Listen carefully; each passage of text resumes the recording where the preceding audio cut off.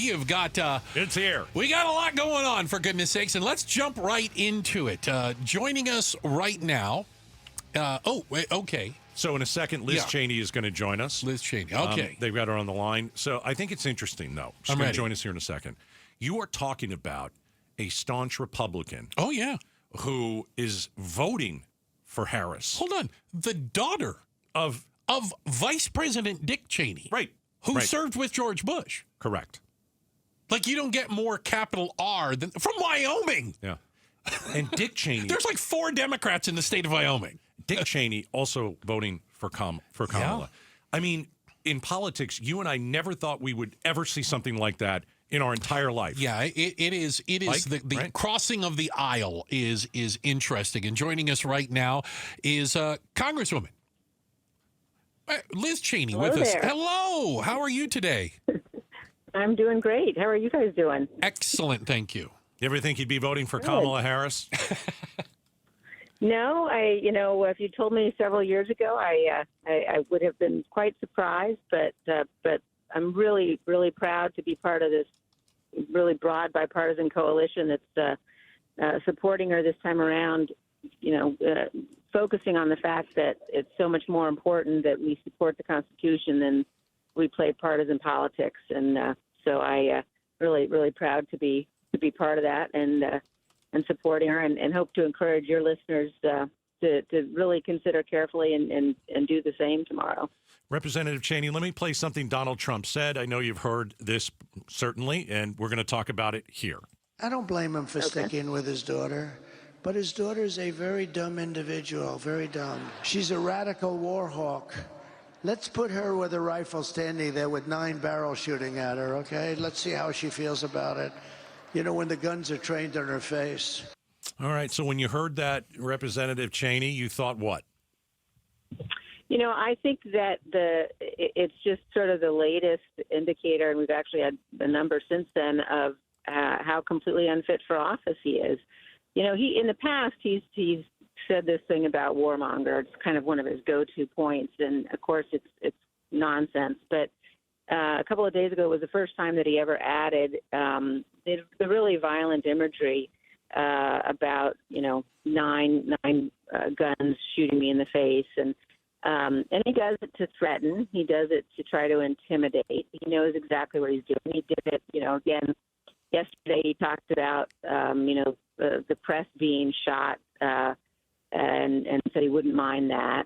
I think even just this afternoon, he talked about hitting Michelle Obama and suggesting that Vice President Harris, be in a boxing ring with Mike Tyson. I mean, I think what you're seeing is somebody who is increasingly unhinged and desperate, and he also doesn't have any response for the substance of the things that I talk about. The fact that on January 6th, he watched the television broadcast of the Capitol being attacked, and for over 3 hours he refused to tell the mob to leave. And he can't explain that. He can't justify why, when people were pleading with him to tell the mob to leave, he wouldn't do it. And he knows that when voters hear about that, they know fundamentally that that's not a man who can ever be president again. So I think that the American people are watching what he's doing, watching how he's closing out this campaign with just unhinged rants and anger and suggestions and threats of violence, and that's certainly not what we want in a president. We're talking to former Congresswoman Liz Cheney of Wyoming. You also spoke about the fact that your father, Vice President Dick Cheney, is supporting Kamala Harris, which, again, words I never thought would come out of my mouth, to be quite honest. For all we know about your dad, who is an amazing man. Please don't get me wrong. That's thank you. Just not what I thought I would hear. But I have a question for you. We are very divided right now, obviously, and this race has shown it. Would you consider, and is there a chance that somebody, either you or like you, a Republican, would serve if Vice President Harris were to win in her cabinet, for example? Well, I can tell you that, first of all, we've got to make sure we win tomorrow. And I think that, setting aside the issues of me, I know she is absolutely committed in a way that it's really unprecedented to making sure that she has every voice at the table represented. I've had the chance to spend time with her. She's somebody who listens. She's somebody who cares deeply about the country. I don't agree with her on every issue, certainly, but I know that she will do what she believes is right. And I think at the moment that we're so divided. There's so much toxicity in our politics. We really need a president who reflects the goodness of our country, and a president who is going to be a president for all Americans.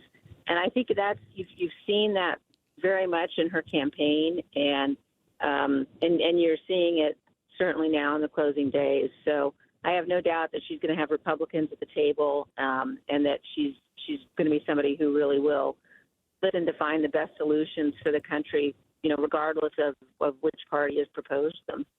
Former Congresswoman Liz Cheney's joining us. If Trump loses, will he accept the results? I think that we are already seeing Trump and his allies begin to try to claim that, the election, is being rigged or stolen. He's done it before. We've watched, certainly you all there in Arizona, we're at the heart of that. I think that there need to be very prepared for the fact that they're going to, try to flood the zone with false claims and fraudulent claims as they did before. And luckily, there are really tremendous public servants, people like Stephen Risher there in Arizona, who have just done a remarkable job at making sure there's transparency as the votes are coming in, and helping make sure that everybody knows where they can go to vote and how those votes are going to be tabulated. And I think it's really important for Arizonans and for all Americans to find sources of information they know they can count on and trust, and not let Donald Trump and the people who are working with him try to suggest this election has been stolen or rigged. I think we have every reason to believe, and we've seen the government officials make clear that this is going to be a safe and secure and a fair election, and people need to not fall into believing the kinds of things that we may well be hearing from Donald Trump. Ms. Cheney, we've heard a lot about, at least, over the weekend, it seemed a lot, that this election could come down to men versus women, a movement of women coming out and supporting Vice President Harris. What do you say to women who maybe haven't decided? Maybe they didn't even vote last time. Why is this election important to them? It is so important for a whole range of reasons. I mean, you've seen, again, just some of the really terrible rhetoric about women and the statements that are coming out of Donald Trump and the Trump campaign, suggesting that, somehow women's votes have to be determined by their husbands. The approach that campaign has taken to really suggesting that, women are somehow second-class citizens. I think it's the kind of sexist language and rhetoric that simply, that's not who we are in 2024. I think you've also got, I'm pro-life, but I think what we have seen since Roe was overturned is that state legislatures in a number of states have passed really draconian laws that are preventing women from getting health care, basic fundamental health care that women need. And the stories of women who in some instances have died because maybe they're having a miscarriage and the doctors are worried about potential criminal liability and the women can't be treated. Women who are facing, sepsis and other infections may never be able to carry children again.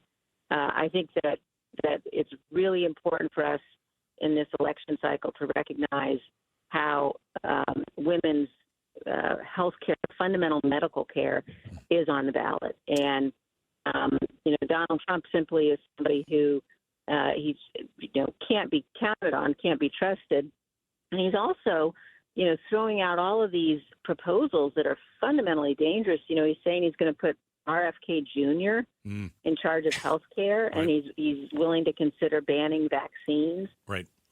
He's also got, Elon Musk says he's going to cut $2 trillion out of our budget. I'm all for cutting the budget, but $2 trillion, if you cut that much, that means you're slashing people's Social Security and Medicare. There's no other way to do it. And Elon Musk doesn't care. Donald Trump doesn't care, but that's just devastating for people that rely on those programs. Last one for you. Former Congresswoman Liz Cheney is joining us. We had Meghan McCain on earlier today. She's getting us Tulsi Gabbard and Ted Cruz. Is there a way you can get your father to call in on the show today? I'm going to need a favor. I'm dead serious. We know you have his number. Do you think, would he do it? Would he come on the show? Do you think he could give That's a lot of pressure you guys put on me. We'd be very respectful to the vice president. I'm going to need a favor. If he does any radio interviews today, it'll be yours. All right. How about that? All right. Okay, that's a great answer. Former Congresswoman Liz Cheney, thank you for joining us on the show. All right. Thanks for watching Outspoken with Bruce and Gaydos. Tap to watch more from KTAR News and click the button in the middle to subscribe.